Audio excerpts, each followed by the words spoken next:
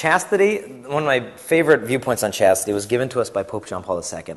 And he said, chastity can only be thought of in association with the virtue of love. You can't understand chastity unless you understand love. Otherwise, it looks like repression or prudishness. What chastity is a virtue, like courage or honesty, that applies to your sexuality. And it means that you have the strength to use your gift of sex according to God's designs. So I'm a married man. I need to practice chastity with my wife.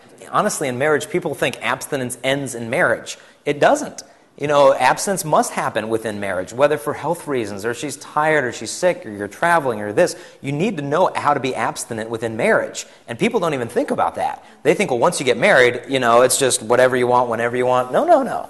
You know, and I think for me, one of the best preparations for sexuality within marriage was 27 years of abstinence prior to marriage. Because I learned, hey, I can express love to women without implying something sexual constantly. And so I think it develops our abilities to love. And the world doesn't get it at all. Chastity confuses the world just beyond recognition. I mean, the whole concept, why would you wait? I mean, it's right there. Why not just take it? It's like we have a gluttonous culture when it comes to pleasure. And when my wife and I were engaged, we got a phone call from the BBC, and they wanted to do a documentary on our engagement because they thought it was so bizarre. You know, as a couple, they're engaged, they're still not having sex. And the show that we were on was called Anna in Wonderland. And what this was is a show where a woman from England goes around the world visiting bizarre cultures. And our show was on this bizarre culture of a couple not having sex, and they're going to get married soon.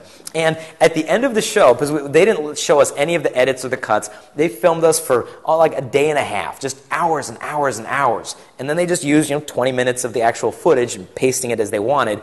And the best thing that I think sums up their attitude is at the end of the show, it said, well, thank you for joining us this week. Next week, join Anna in Wonderland as she visits a colony of vampires. What? That's where we're at. Chastity, vampires. Potato, potato. And so that is how bizarre the world looks upon chastity. And so what we need to do, as John Paul II said, we need to rehabilitate chastity. We've got to show the people, not necessarily just with our words, but with our actions. This stuff works. This is liberating. I think the best argument for chastity is a young couple practicing it. Because then the people see, hey, even when they broke up, they stayed friends. When they were together, there wasn't the drama, the pregnancy test, the hiding, the fears, the diseases. There was just peace. And so that, I think, is the most eloquent example of chastity, is just to live it ourselves.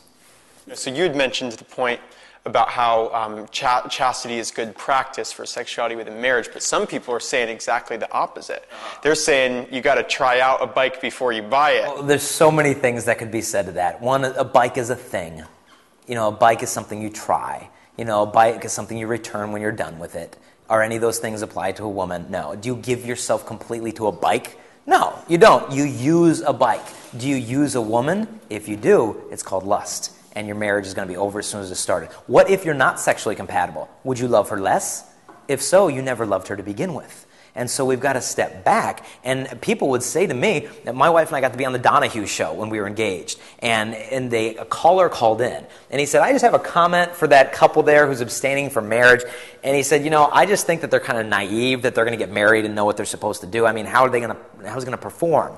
And we laughed. Because, perform. I'm not going to have Simon and Paula Abdul on my honeymoon, saying I give them 4.25 stars, or Simon will say, oh, this miserable performance. No. This is not a performance. This is a gift of self. I'm not performing for anybody. I'm giving myself to you. And chastity teaches you to give yourself to another in a sacrificial way. And that is the essence of marriage.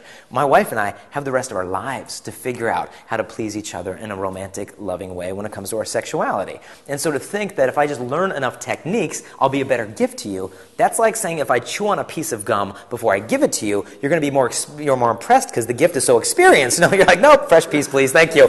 And it doesn't mean if we've lost our virginity that all is lost and we have less value. Absolutely not. I think one of the most evident examples of that, I've seen someone take a $20 bill and say, do you want this? Oh, yeah. And then they crumple it up. Now do you want it? Well, yeah. Drop it on the floor, they spit on it, they jump on it. Now do you want it? And the person says, yeah, it's $20. Well, why do you want it? It's a piece of junk. Look, it looks like a piece of litter. No. Open it up. Unravel it. It still has its inherent dignity. Likewise, if that's what we feel like, crumpled up, discarded, used, we've just been through terrible things in our life, look, everyone has things in their past they wish they could erase. We all can start over. And so you don't lose your dignity because you've made a mistake. Anybody can get up and practice the virtue of chastity. That's one of the key things. Chastity doesn't mean virginity. Chastity doesn't just mean abstinent. There's plenty of people who aren't virgins who became saints. St. Augustine fathered a child out of marriage. St. Pelagia was a prostitute. St. Margaret of Cortona shacked up with her boyfriend. Were they chaste at that point in their lives? No. But they converted and they became saints. And so it doesn't matter what's happened in the past. All that matters is where we go from here.